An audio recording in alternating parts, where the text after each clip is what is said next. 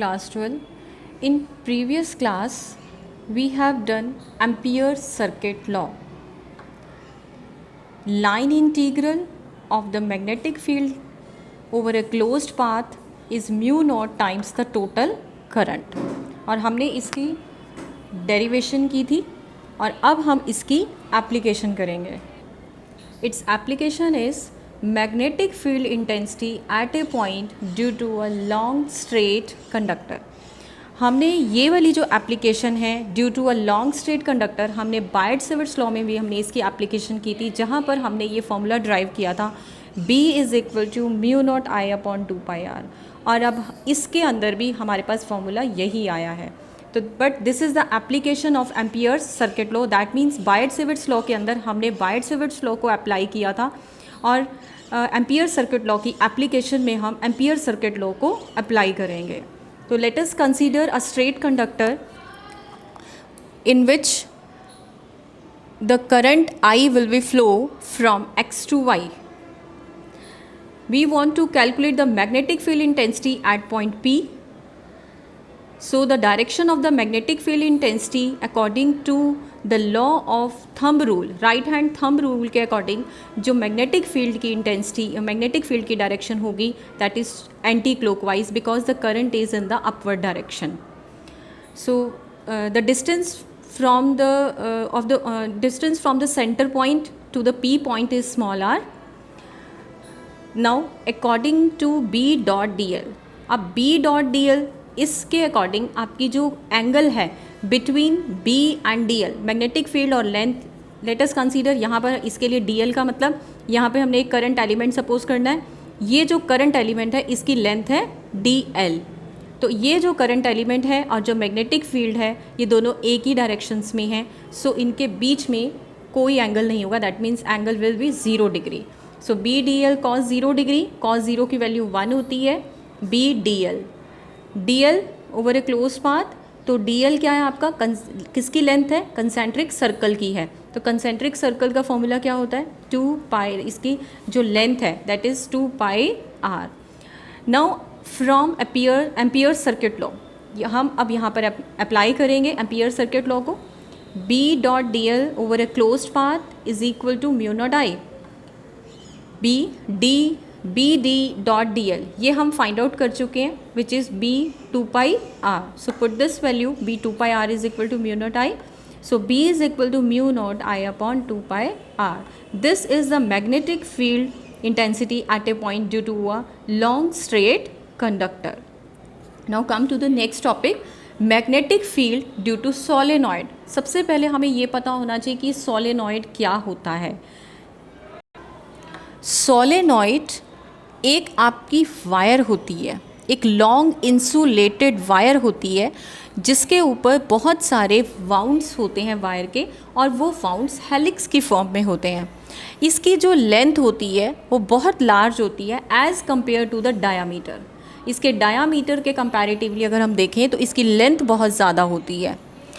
तो इसके लिए लेट अस कंसीडर, अब इसमें आप देखिए ये आपका एक लॉन्ग स्ट्रेट है, यहाँ पर ये आपका एक सोलेनॉइड है. इस सोलेनॉइड के चारों तरफ आप देखिए अगर करंट जो है, अगर ये वायर है, अगर इस साइड से हम देखते हैं तो current is in the upward direction. तो इस तरीके से राइट हैंड थंब रूल के अकॉर्डिंग हम अगर इसके चारों तरफ मैग्नेटिक फील्ड ड्रॉ करते हैं because the current is in the upward direction, तो मैग्नेटिक लाइन्स की डायरेक्शन कैसी होगी, एंटी क्लॉकवाइज होगी, because the curl of the finger will give the anti clockwise direction of the magnetic fields lines. और अगर हम इस तरफ से ये डाउनवर्ड जा रहा है तो इस तरफ से अगर एक तरफ एंटी क्लॉकवाइज है दूसरी साइड आपकी कौन सी डायरेक्शन हो जाएगी, मैग्नेटिक लाइंस की क्लॉकवाइज हो जाएगी. तो this is the solenoid structure. Now let us consider, अब हम क्या कंसीडर करते हैं, एक लॉन्ग सोलेनॉइड कंसीडर करते हैं. इसके अंदर बहुत सारे नंबर ऑफ टर्न्स हैं. लेट सपोज करते हैं इसके अंदर n नंबर ऑफ टर्न्स हैं. लेट सपोज करते हैं इसके अंदर हमने I करंट जो है वो फ्लो कर रहा है इसके अंदर. इसकी मैग्नेटिक फील्ड जो है वो आपको इस तरीके से शो होगी. अगर है ये सोलेनॉइड तो ये मैग्नेटिक फील्ड लाइंस है. अब इस फिगर से अगर हम इस फिगर में आएँ तो magnetic field inside the solenoid, इस फिगर में आप देखिए जो मैग्नेटिक फील्ड सोलेनॉइड के अंदर है that is uniform, that means it is same at every point of the wire and also parallel to the length, ये लेंथ के पैरेलल भी है। अगर हम इनसाइड इसकी स्ट्रक्चर देखते हैं तो ये लेंथ के पैरेलल भी है। तो अब हम क्या करते हैं, हम एक रेक्टेंगल पी क्यू, एक और फिगर हम इस तरीके से सोलेनॉइड बनाते हैं, PQRS हम एक रेक्टेंगल ये इसमें बना देते हैं और इस रेक्टेंगल की लेंथ L है और ब्रेथ B है। अब अकॉर्डिंग टू अगर हम एम्पियर सर्किट लॉ यहाँ पर अप्लाई करते हैं, यानी the line integral of the magnetic field over a closed path हम यहाँ पर फाइंड आउट करना चाहते हैं इस रेक्टेंगुलर बॉक्स के चारों तरफ, तो क्या होगा। तो यहाँ पर अलोंग PQ भी आपको फाइंड आउट करनी पड़ेगी, QR के अलोंग फाइंड आउट करनी है, RS के अलोंग और फिर S to P। तो इस तरीके से हम हर एंड पर P2Q, Q2R, R2S and S to P ये हम B डॉट DL को फाइंड आउट करेंगे। तो कैसे फाइंड आउट करेंगे, लेट अस सी।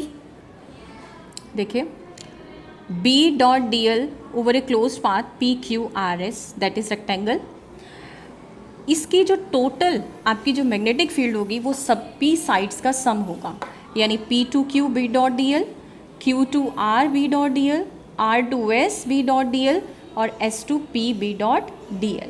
अब वन बाय वन P2Q क्या वैल्यू होगी, Q2R क्या होगी, R2S क्या होगी और S2P की वैल्यू क्या होगी, ये हम फाइंड आउट करेंगे।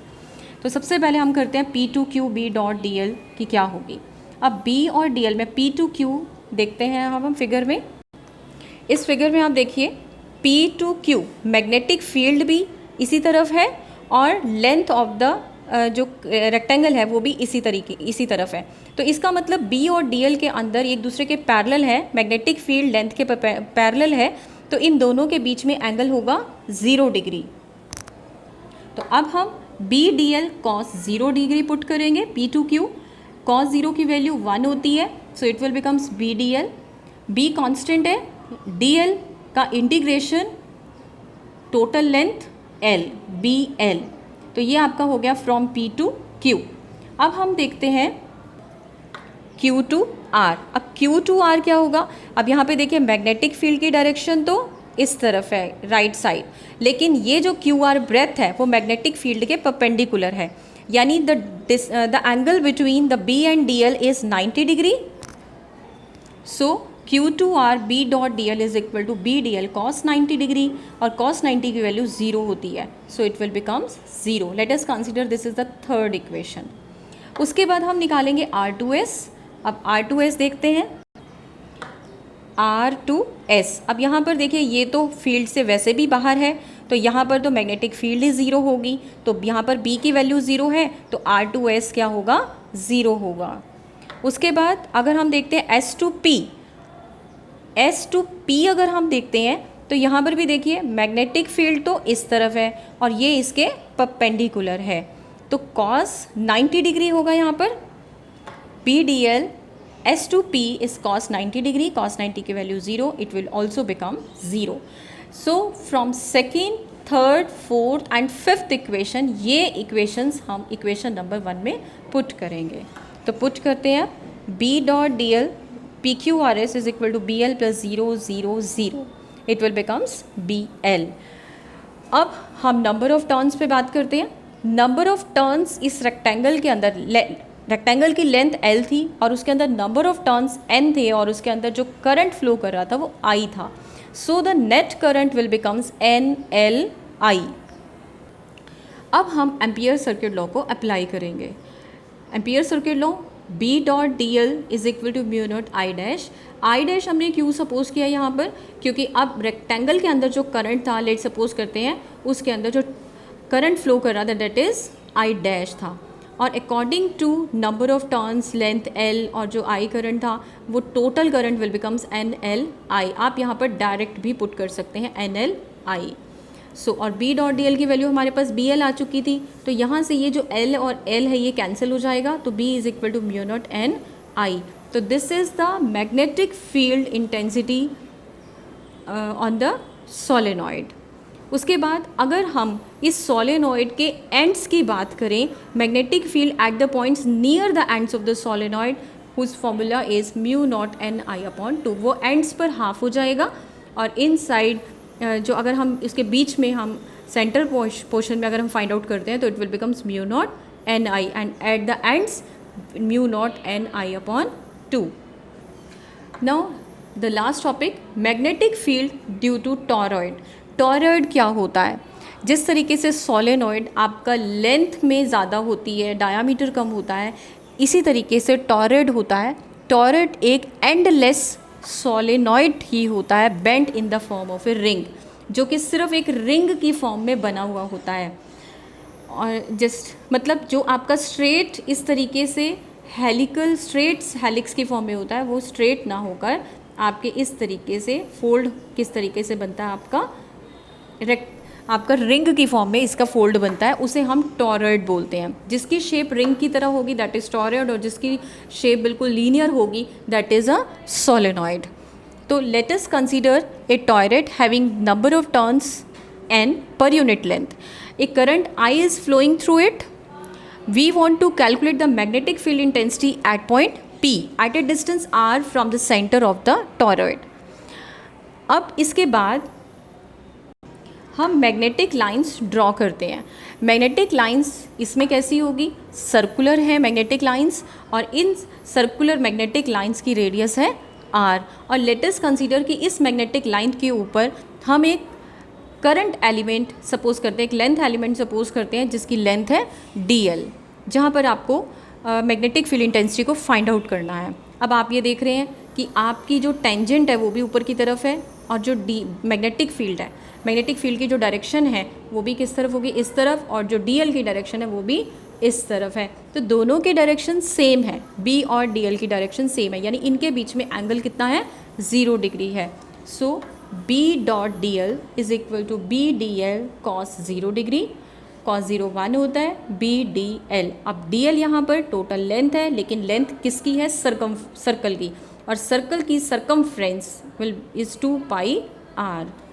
उसके बाद b 2 पाई r आ गया.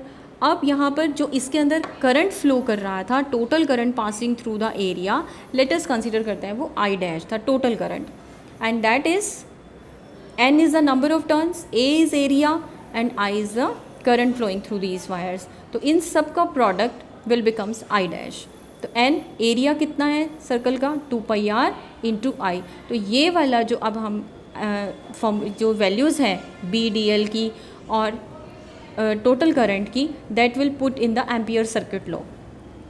From ampere circuit law b dot d l is equal to mu naught I dash.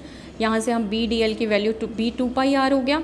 Mu naught I dash is n 2 pi r into I, और यहाँ से 2 पाई r और ये 2 pi r finish हो जाएगा, cut जाएगा.